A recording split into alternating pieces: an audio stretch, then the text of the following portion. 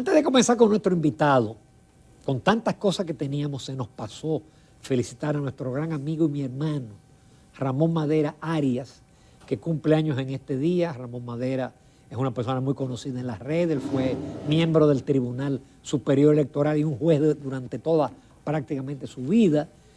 Desde aquí, Ramón, hermano, un abrazo. Tenemos una foto, pero la están bajando en este momento. Bueno, también yo quería decir y aprovechar el momento para enviarle mis felicitaciones al doctor Ramón Aristide Maderas Arias, que celebra su cumpleaños en el día de hoy. Es un montecristeño del cual toda la comunidad y la línea noroeste se siente orgulloso de su participación en las actividades públicas que ha realizado. Y desde aquí, pues, nuestras felicitaciones. Una pena que no podamos compartir la fotografía que tenemos del doctor Madera, pero desde aquí nuestro reconocimiento y nuestro cariño de siempre. Enhorabuena y felicidades. Salud y larga vida. Señores, la entrevista del Telematutino 11, gente importante a tratar temas importantes. Nos acompaña el doctor Antonio Siriaco Cruz. Enfatizo doctor porque él es doctor en economía. No licenciado ni máster, sino el top. Y es además el decano de la Facultad de Ciencias Económicas y Sociales de la Universidad Autónoma de Santo Domingo y por supuesto un economista destacado, brillante. Buenos días, Antonio, un placer. Buenos días, Ramón, buenos días, Jacqueline. Buenos Siempre días, doctor. Estamos a su disposición. Eso es verdad. Sí. Cuando yo invito al doctor Antonio Siriaco Cruz, si él no tiene tema de agenda, Así es. él está ahí. Y justamente en esta semana la prensa te citaba. Es decir, economistas dicen, la economía... Claro. Entonces, está estancada, como dice Leonel Fernández, ralentizada, desacelerada. ¿Cuál es la calificación del comportamiento del crecimiento económico en este año? Fíjate, cuando uno observa y busca la definición de cada una de esas palabras, estancamiento económico, la traducción es la siguiente: crecimiento lento, crecimiento nulo, ralentización, crecimiento lento. O sea, las palabras tienen el mismo significado. Entonces... ¿Y esa es la realidad? Bueno, que la economía básicamente en el primer semestre está ralentizada. La economía creció en promedio 1.4, de 1.2 en los primeros 6 meses. Si tú le sumas que ha habido una especie de reactivación a partir del mes de julio, un crecimiento de 2.9, en los primeros 7 meses la economía entonces ha crecido 1.4.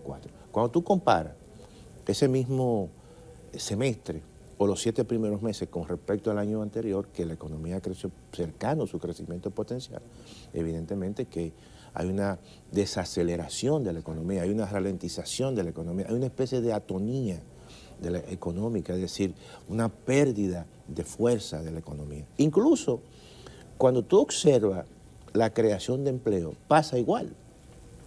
Y cuando tú analizas, por ejemplo, son datos del Banco Central, tú analizas el último informe del mercado de trabajo, que la tasa de desempleo fue 5.2. Si tú comparas ese 5.2 del primer trimestre de este año con el trimestre más cercano, que es el octubre-diciembre, hay un incremento en la tasa de desempleo. Porque la tasa de desempleo en el último trimestre del año anterior fue de 4.8.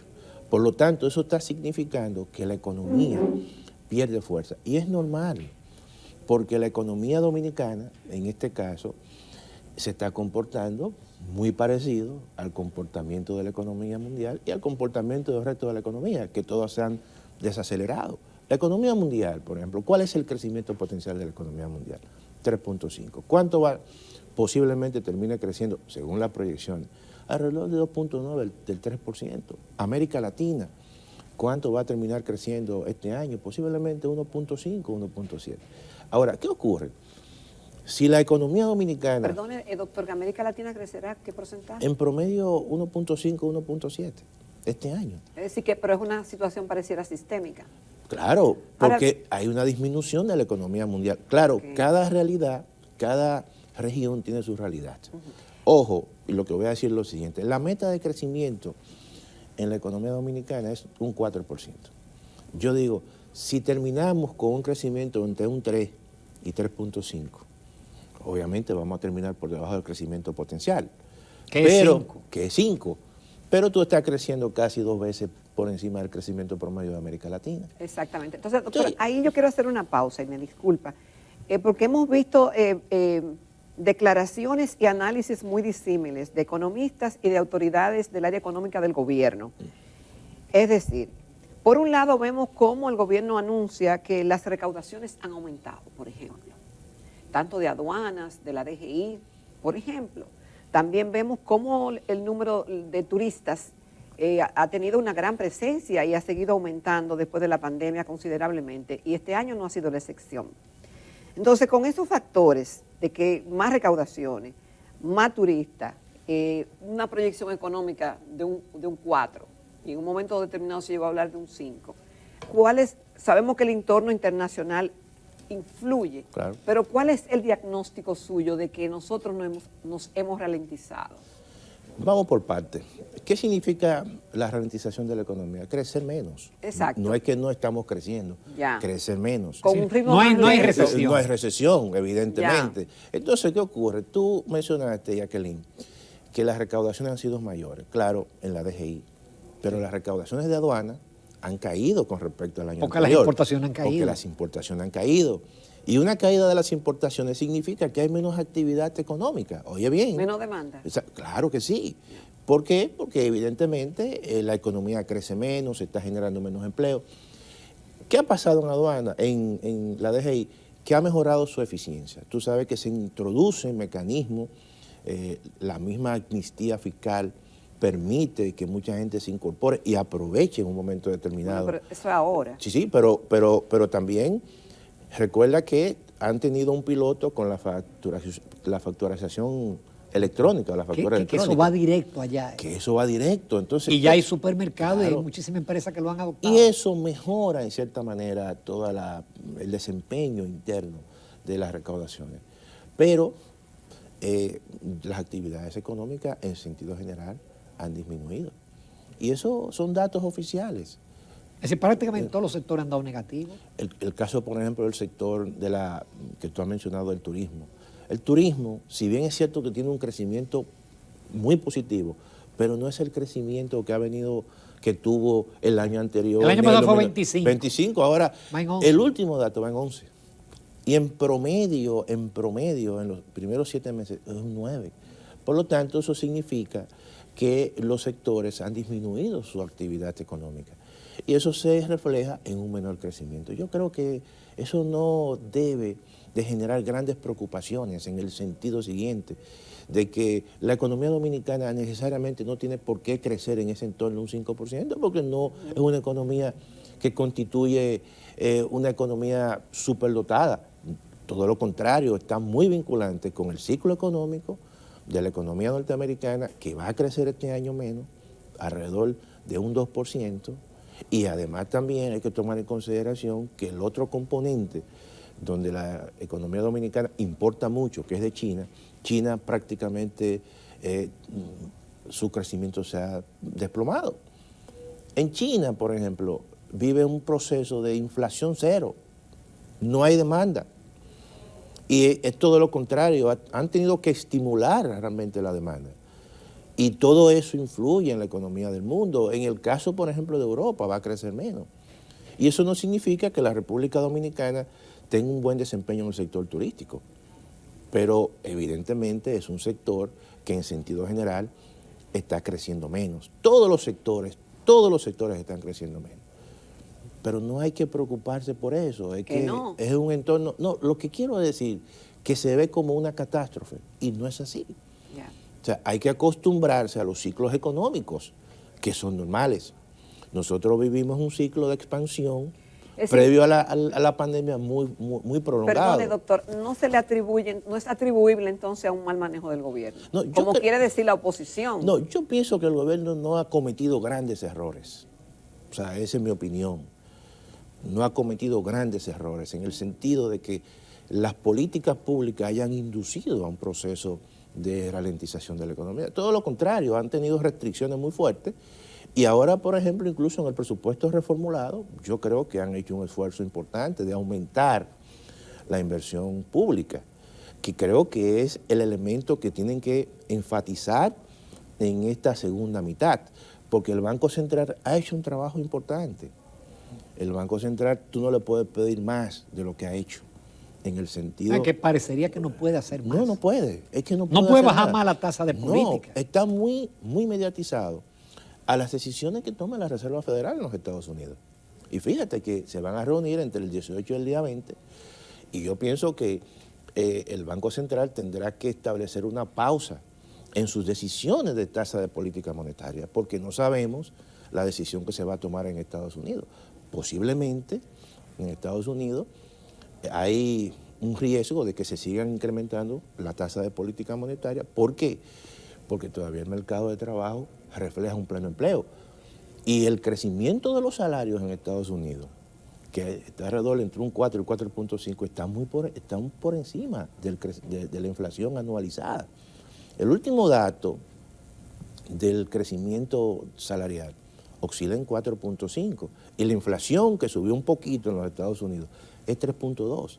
¿Qué significa eso? Eso es una señal para que la Reserva Federal pueda seguir incrementando su tasa de política monetaria. Y si lo hace, entonces eso le pone una presión al Banco Central en la República Dominicana. Por eso es que el Banco Central tiene que establecer una pausa y entonces buscar un refuerzo, que ese refuerzo tiene que ser evidentemente la política fiscal. Pero ahora la política fiscal se caracteriza por una subejecución de los gastos de capital.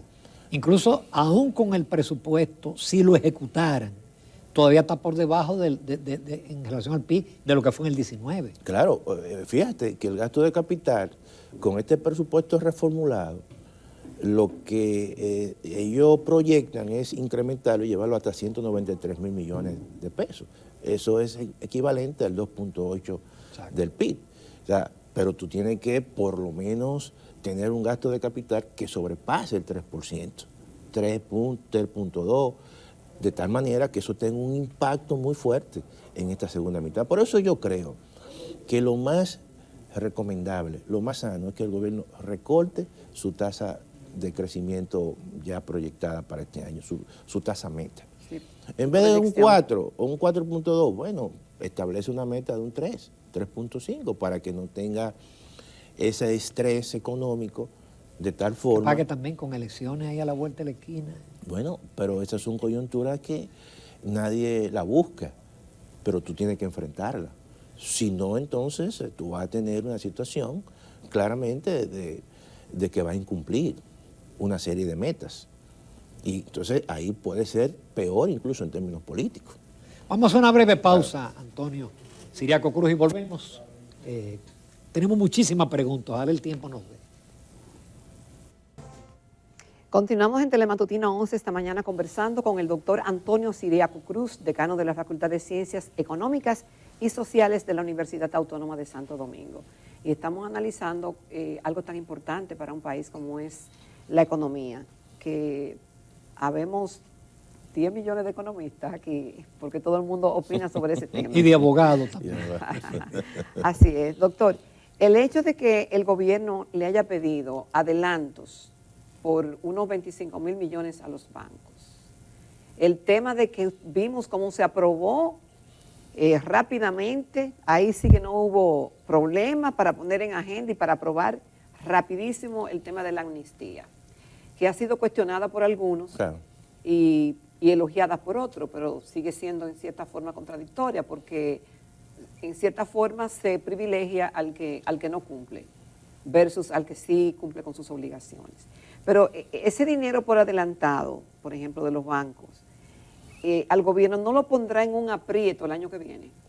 Bueno, yo creo que el gobierno está apostando a que el año próximo la economía tenga mucho más actividad y las recaudaciones sean mucho más fuertes que este año. ¿Pero fundamentado en qué? Ahora, bueno, yo creo que en el 2024 va a haber un proceso, como hay un proceso de convergencia importante en los niveles de inflación, incluso a nivel mundial, entonces las políticas de los bancos centrales van a ser menos restrictivas, podrían cambiar incluso su postura de una política restrictiva a una política mucho más acomodaticia, mucho más expansiva, y eso entonces puede mejorar la inversión pública, la inversión privada y el consumo privado.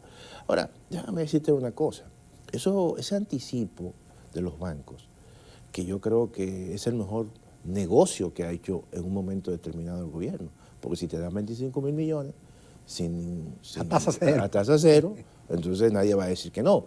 Y lo que eso está en cierta manera reflejando es que a los bancos les ha ido muy bien, que se pueden desprender de un monto tan importante y a una tasa cero, y evidentemente la historia reciente dice que si el Banco Central te fondea un 3 y tú prestas un 8, tú tienes un margen de intermediación bastante importante. Y yo creo que por ahí que viene la cosa. Le tocaron la puerta y le dicen, mira, te ha ido muy bien, entonces vamos a contribuir un tanto a esta situación.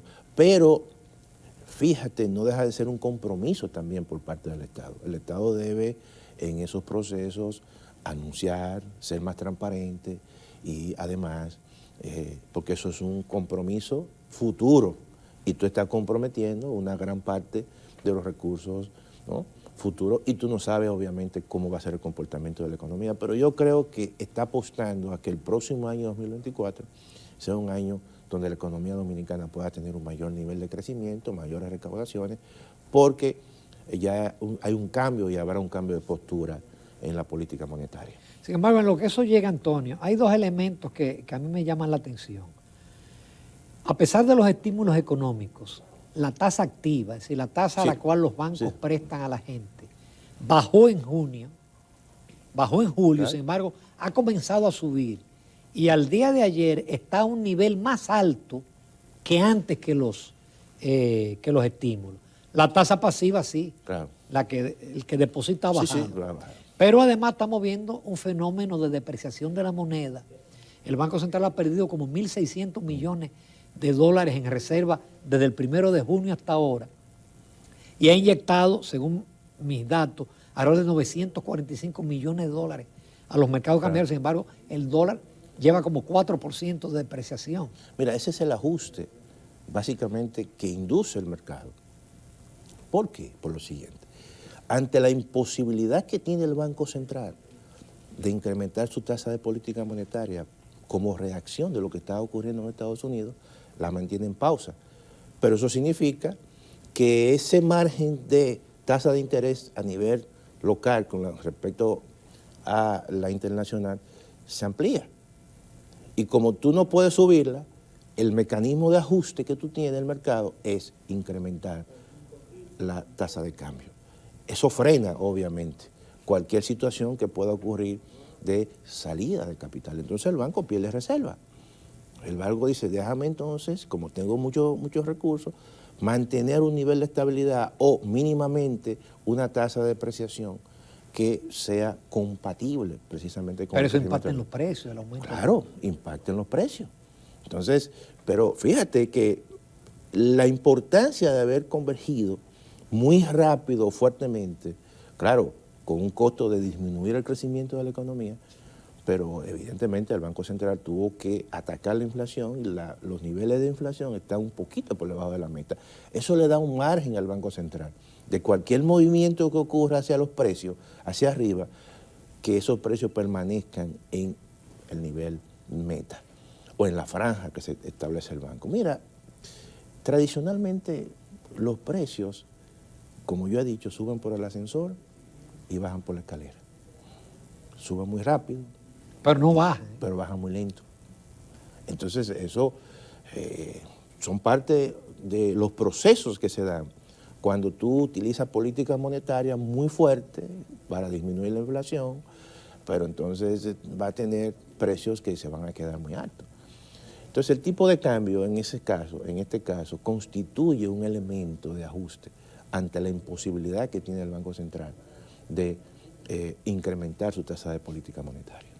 Qué pena no tener más tiempo, Antonio, pero como siempre, lo tuyo es una cátedra de economía. Gracias. Gracias. Y como siempre digo, hay pocos economistas que son independientes. Casi todos responden o al gobierno o a la oposición. Claro. Y la independencia siempre te la da la academia y te permite Esa es la ser un ventaja. poquito más equidistante en ese sentido y ser mucho más coobjetivo. Muchísimas gracias, Antonio. Gracias. Nos vamos a comerciales, retornamos inmediatamente a la recta final.